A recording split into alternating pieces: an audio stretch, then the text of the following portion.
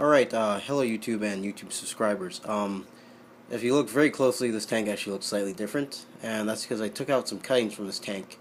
And I also removed some of the black Java fern leaves, and I was taking the cuttings out to put them in the 10-gallon tank. And one thing kind of happened was a little happy accident.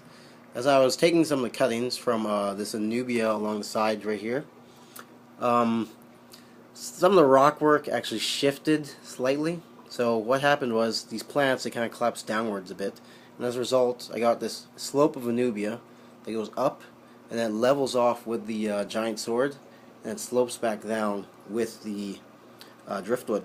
So it's kind of a happy little accident right there.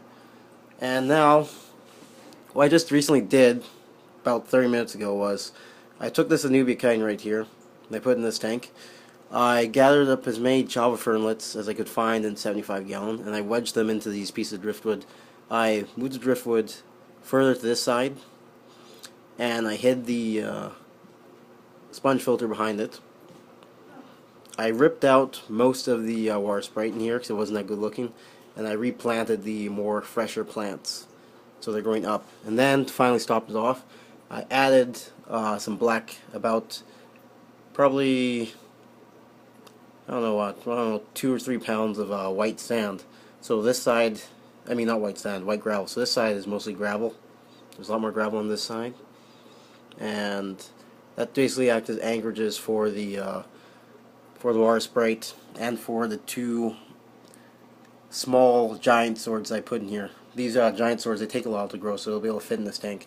Even if they did outgrow a tank, what would happen was they'd come all the way from here to here probably, and then up, and then the other one would go from here to here and then up, and they basically fill out the entire tank like that. And I still am not sure if I'm going to put any more fish in here, but this tank basically could just become a just add water tank, because all it has in it is a Betta fish. And I have no clue where he is, because he's a bit scared right now because of me doing this work. Was that him? Oh yeah, there he is. See, he's right there. So thanks for watching. Please rate, comment, and subscribe.